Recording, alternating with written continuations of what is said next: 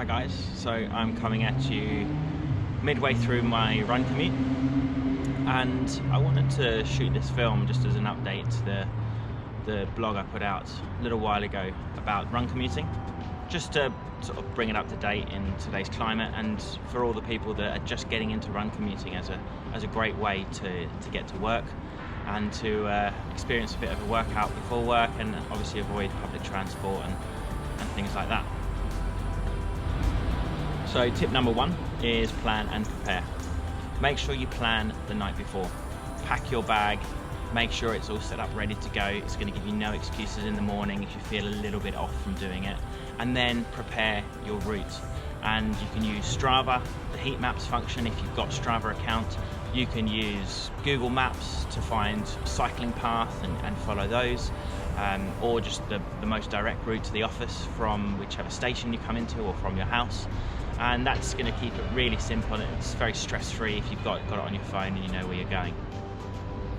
If you live a long way from the office, you might not want to run a marathon every single day. So what you can do is drive to somewhere a bit more local and then run in the rest of the way, or take a train halfway and then run the rest. And that might mean you can avoid the really busy areas of central cities that you live in, or getting on underground, things like that, where it's going to be a little bit more cramped and a little bit more packed. And it just means that the last part of your journey is a little bit easier. When you are run commuting, you're going to want to make sure you pack light. So multi-purpose jackets, maybe a jacket that you can wear for run commuting, but also doubles up and can be worn later on in the day. Something that packs down really light if you're not going to be outdoors for too long, but you also need to be wary, especially as we go into winter.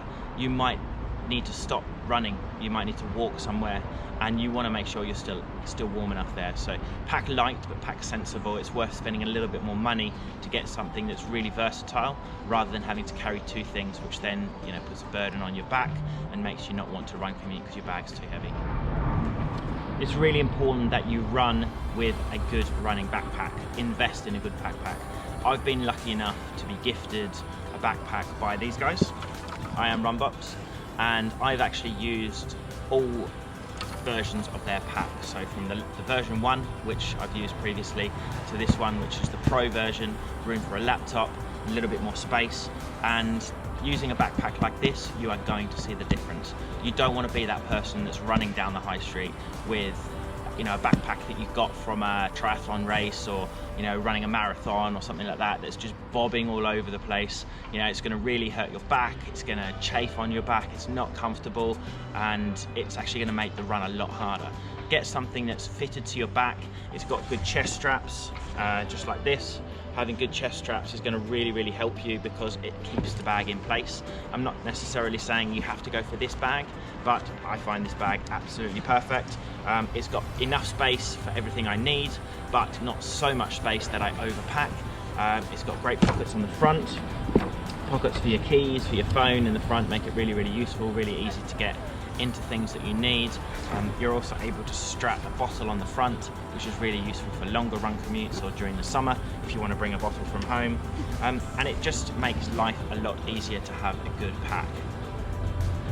During the current climate, it's also important you've got face covering. You might need to jump on the tube.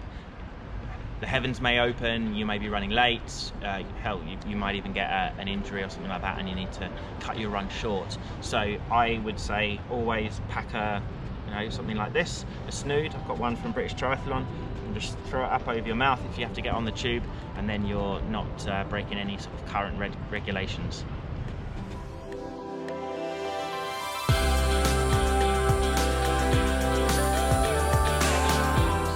Make sure that you've got headphones that allow you to hear what's going on around you as well. So the aftershocks are fantastic because they're bone conduction headphones, means you can hear everything that's going on. So all the background noise you can hear now during this video, I can hear it all as well, even with the headphones in. But it means I can listen to some good music to keep me upbeat, or what I actually prefer is either an audiobook or a podcast when I'm running into work.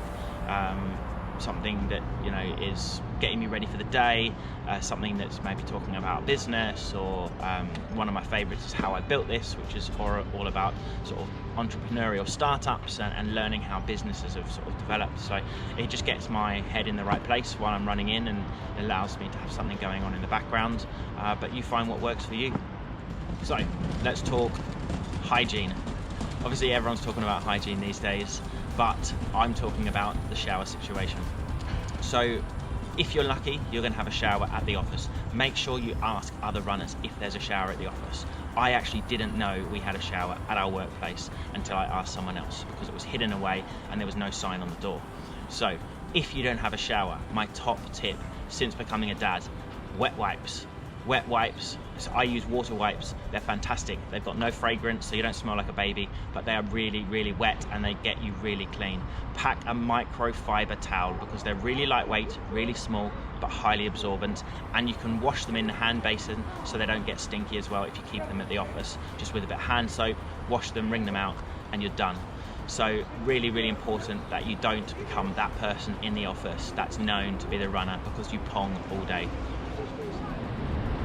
When you're going to run in, another really important tip is to keep breakfast light. So when I'm going to run in, I will have just a really small breakfast the morning before, like maybe a coffee and a banana, or a granola bar or something like that. Homemade flapjacks are a go-to, just a small bit of oats and a coffee, and then, you know, save yourself up something bigger for when you get to the office. You don't want to obviously be running on a really full stomach.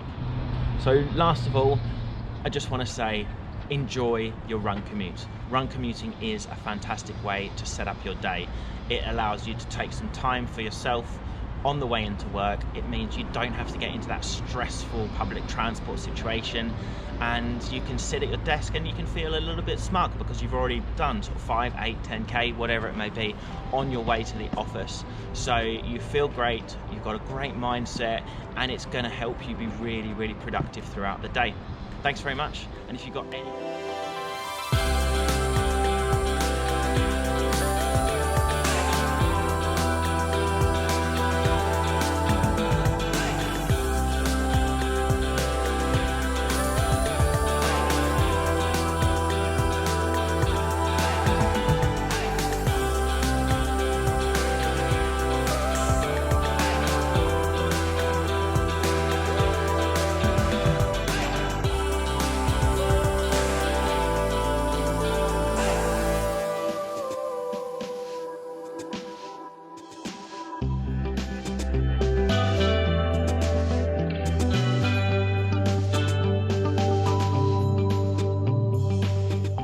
So the last thing that you really want to consider when you're run commuting is your shoes. You want to make sure that you've got something with a lot of cushioning, because you're probably going to be doing most of the running on road, something that's got some good stability. So my choice for this run, as you can see, was the Nova Blast from Asics.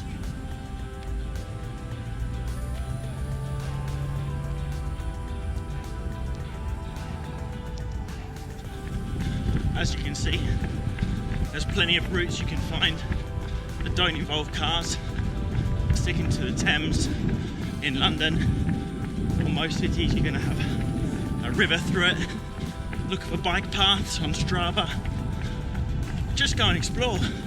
It's like an adventure every day, getting yourself to work. Thanks for watching, guys.